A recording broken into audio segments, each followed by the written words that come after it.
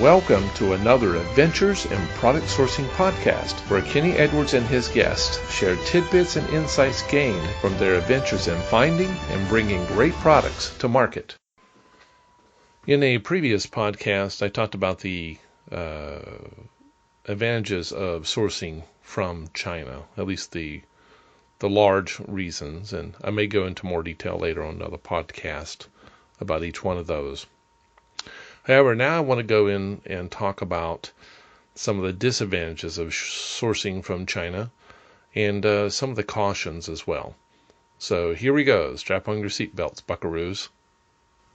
So, with all those advantages, why would you not want to source in China? Well, there's a couple of reasons. One is that because we're sourcing everything from China, and even though China has over 1 billion people, most of those people are working now.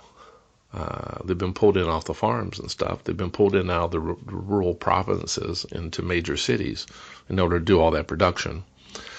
So I think one of my girls in China said, hey, you know that our wages have gone up 300% since 2000? It's getting harder and harder for the factories to get workers to move in for the provinces and to work long hours to produce goods, so they have to keep raising wages. So that does affect the cost of goods coming out of China.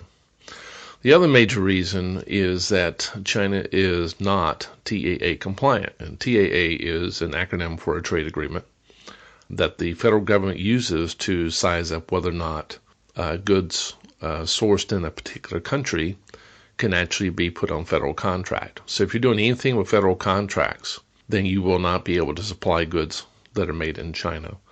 Pretty much everybody around China is TAA compliant, but China itself is not. And that's a disadvantage to actually sourcing from China right there.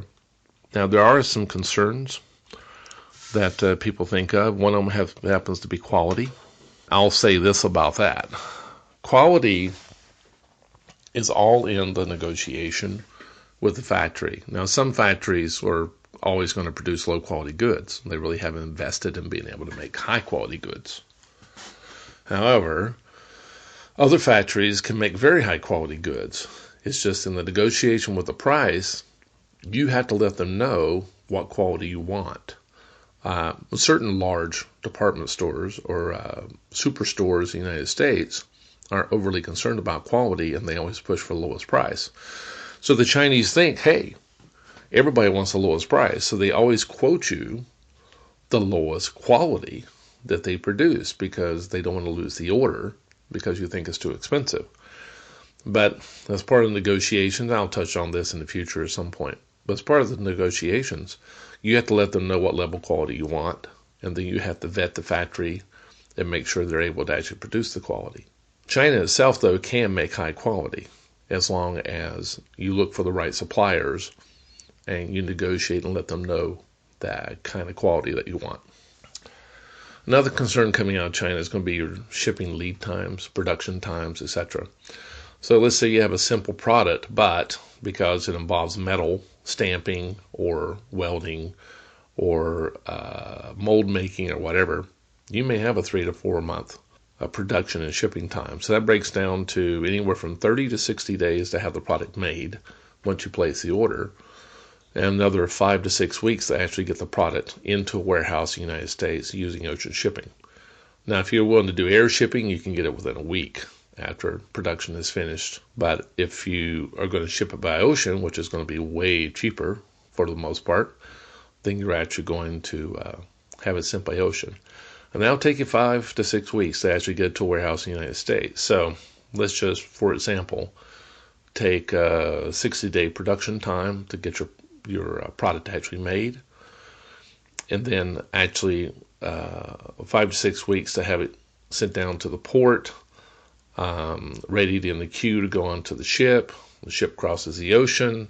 Then you go through customs here, and then it actually gets unpackaged from a container and then picked up and then actually moved to a warehouse somewhere in the Los Angeles area. I'm quoting shipping times to California.